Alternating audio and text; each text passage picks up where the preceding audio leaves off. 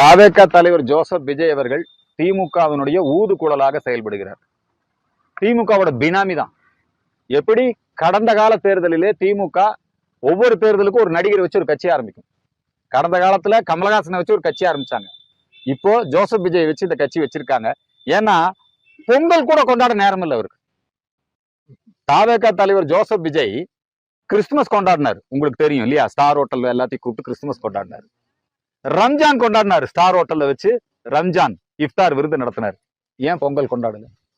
அது மட்டுமல்ல, தாவேகா தலைவர் ஜோசப் விஜய் அவர்கள் பொங்கல் கொண்டாடாம இருந்தது ஒரு பக்கம், இன்னொரு பக்கம் கருணாநிதியே மறந்துட்டாரு. கருணாநிதி அவர் ஆட்சியில் ஒரு சட்டம் கொண்டு வந்துவார், இனிமேல் சித்திரை புத்தாண்டு இல்ல தை ஒண்ணுதான் புத்தாண்டுனாரு. அதுக்கப்புறம் ஜெயலலிதா அம்மா வந்து சொன்னாங்க, இது முட்டாள்தனமானது, புத்தாண்டை எல்லாம் மாத்தக்கூடிய அதிகாரம் கருணாநிதி கிடையாதுன்னு சொல்லி மீண்டும் சித்திரை தான் புத்தாண்டுனாங்க. இன்னும் திமுக காரன் தான் அவனே தை ஒண்ணு புத்தாண்டுன்னு சொல்லல. ஆனா ஜோசப் விஜய் அவர் என்னங்கிறாருன்னா, பொங்கல் நல்வாழ்த்துக்கள் புத்தாண்டு நல்வாழ்த்துக்கள்ங்கிறார். இது எப்பேற்பட்ட திருட்டுத்தனம் பாருங்க. ஆகவே ஜோசப் விஜய் வந்து திமுக என்ன சொல்லுதோ, திமுக கொள்கை என்னவோ அதைத்தான் அவர் வந்து கடைபிடிக்கிறார். நிச்சயமாக அவர் திரைப்படங்கள்ல ஜனநாயகம் தான் கடைசி படம்னு சொல்லியிருக்காரு. கிடையாது.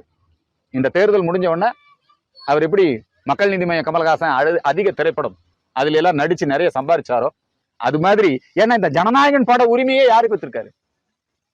சன் டிவிக்கு தான் வித்திருக்கிறாரு. அதனால திமுக அவருக்கு அன்கோ நல்லா இருக்குது. ஏன் திமுக இன்னைக்கு வரைக்கும் ஜோசப் விஜய் கைது பண்ணல? 41 பேர் செத்து போயிருக்கிறாங்க இல்லையா? 41 பேர் செத்து போன போது நீங்க ஜோசப் விஜய் குற்றம் சாட்டுறீங்க. ஏன் திமுக போலீஸ் திமுக ஜோசப் விஜய களமிறக்கி விட்டுருக்கு? ஏடிஎம்கே பிஜேபி கூட்டணி அதுக்கு போற ஓட்ட தடுக்கணும், ஓட்ட பிரிக்கணும். புரியுதுங்களா? அதுக்கு என்ன பண்றாங்கன்னா, இந்த விஜய் மூலமா அவங்க வந்து அப்படி ஒரு முயற்சியை திமுக எப்பவுமே செய்யும். மக்கள் நீதி மய்யம் மூலமா செஞ்சாங்க, இப்போ தமிழக வெற்றி கழகம் மூலமா செய்யறாங்க.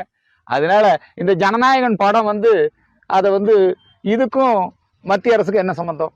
தமிழகத்திலே தேசிய ஜனநாயக கூட்டணி பெரிய அளவிலே வலுப்பெற்று வருகிறது. பாட்டாளி மக்கள் கட்சி இன்றைக்கு அதிமுக பிஜேபி தலைமையிலான அந்த கூட்டணியிலே தன்னை இணைத்துக் கொண்டது. அதனை தொடர்ந்து அம்மா மக்கள் முன்னேற்ற கழகம் அவர்களும் டிடிவி தினகரன் அவர்களும் தன்னை தேசிய ஜனநாயக கூட்டணியிலே இணைத்துக் கொண்டிருக்கிறார். தமிழகத்துல திமுகவுக்கு எதிரான அலை வீச துவங்கிவிட்டது. இந்த ஆட்சி வீட்டுக்கு அனுப்பப்பட வேண்டிய ஆட்சி.